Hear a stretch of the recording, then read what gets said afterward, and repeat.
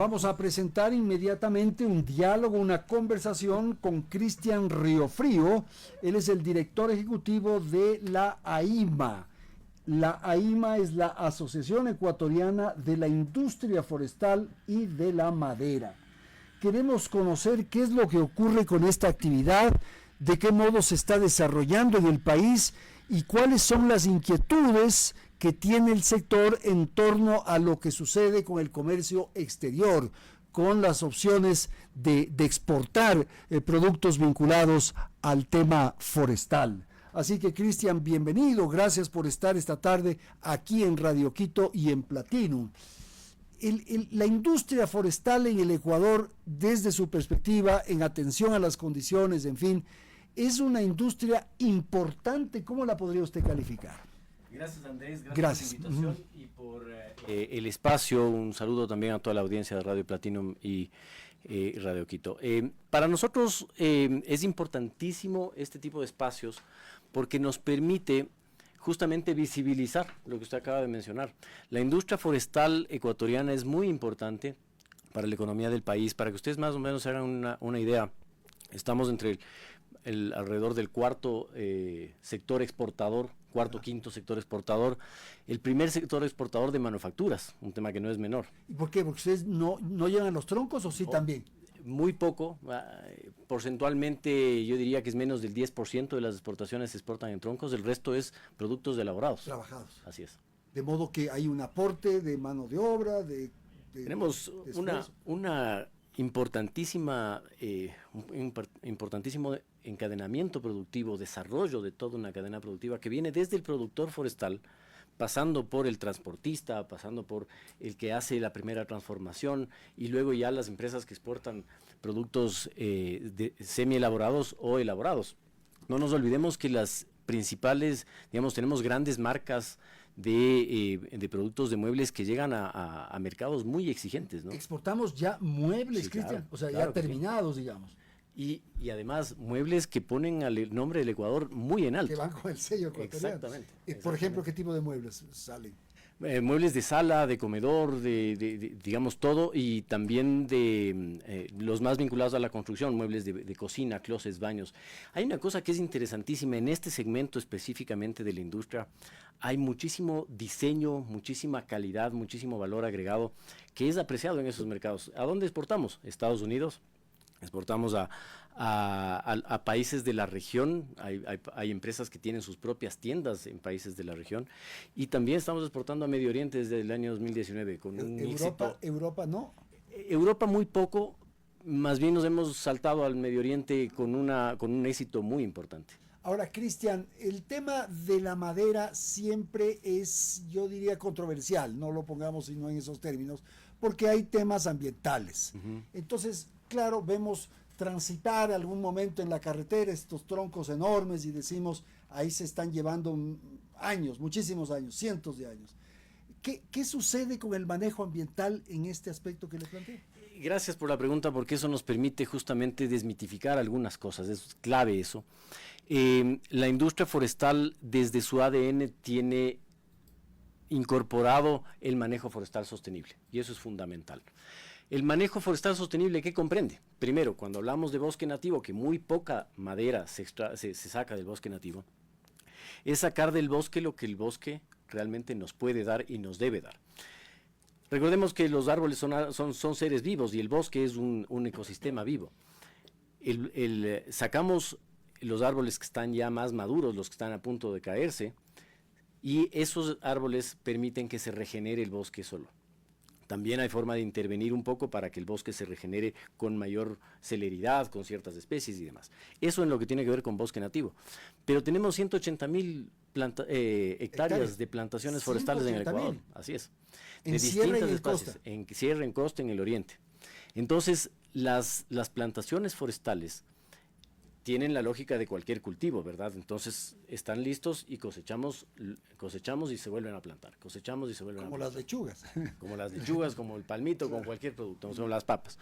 Entonces ahí tenemos esa gran ventaja de que venimos trabajando desde hace muchísimo tiempo en la industria forestal y yo siempre menciono que representamos a empresas que hace 50 años, cuando estábamos recién en pleno boom petrolero, estaban ya pensando en reforestar el país, en tener una fuente de abastecimiento sostenible de su materia prima. Pero hay una cosa que es interesantísima, Andrés.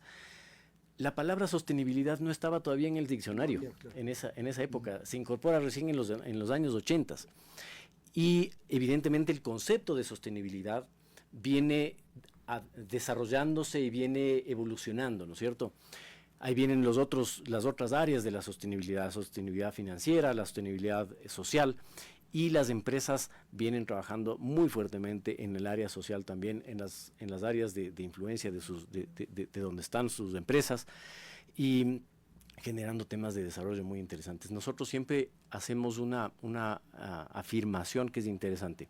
De los 17 Objetivos de Desarrollo Sostenible, la industria forestal aporta naturalmente a 11 de ellos, pero adicionalmente, ya cuando entramos como organizaciones, como empresas, a forzar en el buen sentido otros ODS, tenemos el tema de educación, por ejemplo, que lo estamos trabajando muy fuertemente desde la capacitación, la formación técnica y tecnológica. Nosotros impulsamos la formación técnica dual, por ejemplo, y la parte de género, que es el otro ODS que cada vez las empresas están más involucradas, y no desde el cumplimiento de la normativa, sino desde la convicción. Del compromiso. Cristian, uno piensa en las empresas madereras y claro, uno piensa en grandes inversiones, en empresas muy grandes que tienen justamente esas extensiones enormes de tierra, y ahí hay estos sembríos y se puede ver cuando uno se desplaza por distintos lugares del país. Pero ¿cuál es la relación de ustedes con los finqueros, pongamos, un nivel menor? ¿Qué ocurre con la persona que tiene probablemente una plantación de teca o de cualquier variedad en Manabí, en Los Ríos, en Esmeraldas? ¿Cuál es la relación con ellos? La relación natural de la industria, cuando no hay el desarrollo propio del encadenamiento, es un poco más difícil, porque ahí tenemos los comerciantes, tenemos un montón de eslabones en medio de la cadena. Pero cada vez estamos haciendo más trabajo para acercarnos y acercar esos dos espacios. Porque se pueden unir esos esfuerzos y esas capacidades que tienen en la materia prima para tenerla. Correcto, y se pueden acortar también eslabones dentro de la cadena, mejorando las condiciones para el productor y para el fabricante, claro. ¿No es cierto? Entonces, ahí todavía hay mucho trabajo por hacer, hay proyectos en los que estamos enfocándonos hacia esa zona. Por ejemplo, hemos identificado que los productores de la chacra amazónica tienen muchísimos sistemas agroforestales, en algunos casos incluso silvopastoriles, es decir, mezclan cultivos agrícolas con árboles o mezclan áreas de pastura con árboles.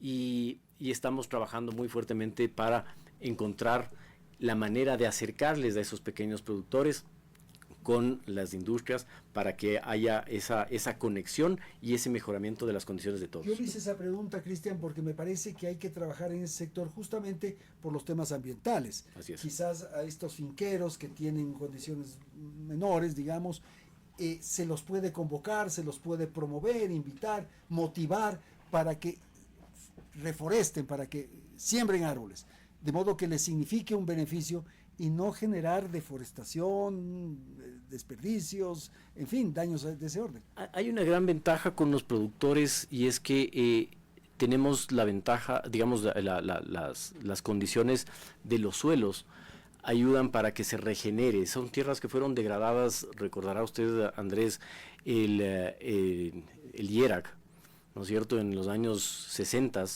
promovió la deforestación para que los colonos puedan tener sus títulos de propiedad y demás.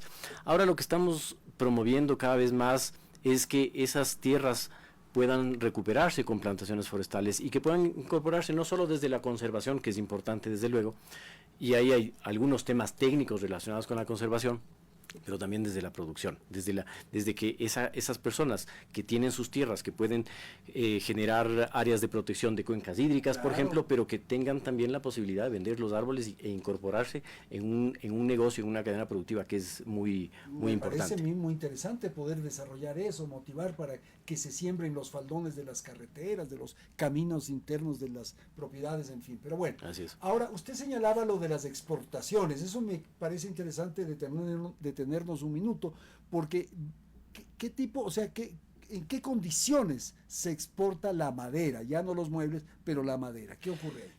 Ahora tenemos una gran diversidad. La industria forestal ecuatoriana tiene una cantidad importante de distintos productos y distintos subsectores. Por poner un ejemplo, la industria fabricante de productos de balsa, somos el primer exportador de balsa del mundo. Y ahí tenemos productos que el producto con menor valor agregado es el bloque encolado, luego tenemos paneles flexibles, kits para las aspas de los aerogeneradores. Y eso es un subsector. Luego tenemos el sector de tableros. El sector de tableros, por ejemplo, somos el mayor exportador de tableros de partículas de la región. Exportamos aglomerados, exportamos tableros de MDF. El principal producto de exportación a los Estados Unidos son los tableros contrachapados o los triplex, que se conoce comúnmente. Tenemos productos con puertas, pisos, ventanas. Hay un montón, una gran diversidad de productos, pero principalmente, si nosotros agrupamos a los 3 tipos de tableros que se fabrican en el Ecuador, y a la balsa son los 2 grandes. Son los grandes. Cristian, y entonces, en el momento que hablamos de exportación, inmediatamente hay una asociación de ideas con el tema de los aranceles. Así es. ¿Qué está sucediendo? Y usted hace un momento nos dijo que uno de los países que más reciben productos madereros es Estados Unidos. ¿Qué está pasando ahí? Los Estados Unidos es el tercer sector para la industria forestal. Como mencionaba hace un momento, los principales productos son tableros contrachapados, luego balsa y luego muebles. Con las medidas que tomó el presidente Trump hace 2 semanas, que evidentemente pateó el tablero, ¿no es cierto? Todo el mundo se quedó desacomodado. Nosotros hicimos un análisis técnico y ahí vale la pena destacar el trabajo que hicimos con el gobierno de ver cuáles son las afectaciones o las posibles oportunidades. En ese momento y el análisis que hacíamos, veíamos que hay 3 cosas importantes dentro de esto. Primero, evidenciar que el Ecuador tuvo la menor afectación dentro de un grupo de países, ¿no es cierto? Y luego, eso nos evidencia que si hubiéramos tenido un tratado de libre comercio con Estados Unidos, las condiciones habrían sido aún mejores.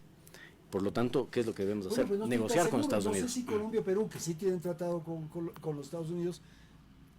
Sí, el tema es que el 10% se volvió el nuevo cero. Claro, se volvió el... Y si nosotros teníamos arancel del 8%, por ejemplo, en el caso de contrachapados, se convertía en 18%, ¿no es cierto? Pero hay una cosa que es interesante también, y es que hay una lista importante de productos considerados primarios, que son igual como manufacturas, que están en una lista de excepciones. En la sección 3, el 232, plantea una serie de productos que tienen excepciones y una parte importante de los productos de la industria forestal están dentro de esa lista. Ahora hay una cosa que es importantísima y es la parte de la gestión que hemos estado haciendo. Pero perdón, antes de que vaya a la gestión, en este trato, digamos, especial, preferencial o como se llame, ¿están nuestros productos? Están nuestros productos. Okay, están nuestros productos, que son una buena parte de los productos de la industria forestal. Hay otros que no. Por ejemplo, del ejemplo de los encadenamientos y el valor agregado que mencionaba de balsa.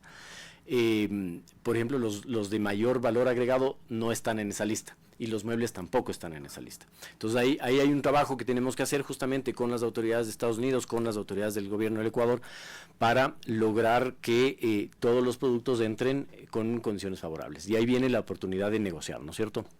Pero les mencionaba que nos activamos con el gobierno, hemos estado trabajando tanto con la Embajada del Ecuador en Estados Unidos, en Washington.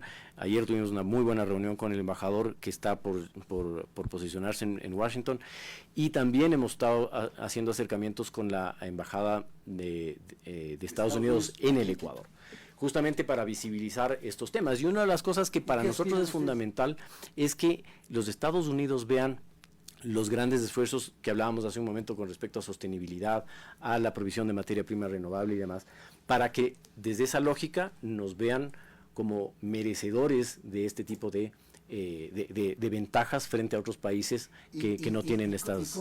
¿Hay una tabla, una escala, digamos, de aumento de estos precios en la madera? No, básicamente es general, como vimos la medida es general, salvo estas excepciones, que ahí tenemos una ventaja, pero el tema es que queremos estar en esas excepciones. Ahora hay una cosa que es clave también. de acuerdo a todo lo que se ha hecho en comercio internacional, tenemos nosotros los beneficios de nación menos favorecida. Recordará usted que en el año 2016 renunciamos unilateralmente, sin ninguna lógica, al SGP, pero tenemos estas ventajas de nación menos favorecida. Ahora, ¿qué es lo que necesitamos hacer? ¿Por qué necesitamos negociar?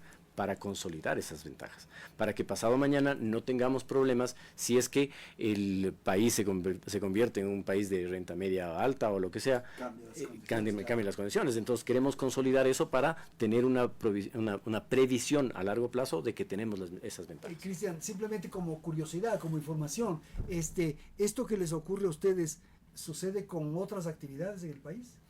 Hay algunos otros productos primarios que están también en esta lista, ¿no? Sí, es una lista más o menos extensa realmente, sí. Que tienen que forcejear todavía y lograr quizás... Y que tenemos que tratar de consolidar esa excepción. Ya entendí. Muchísimas gracias. Cristian Riofrío es el director ejecutivo de la Asociación Ecuatoriana de la Industria Forestal y de la Madera, AIMA.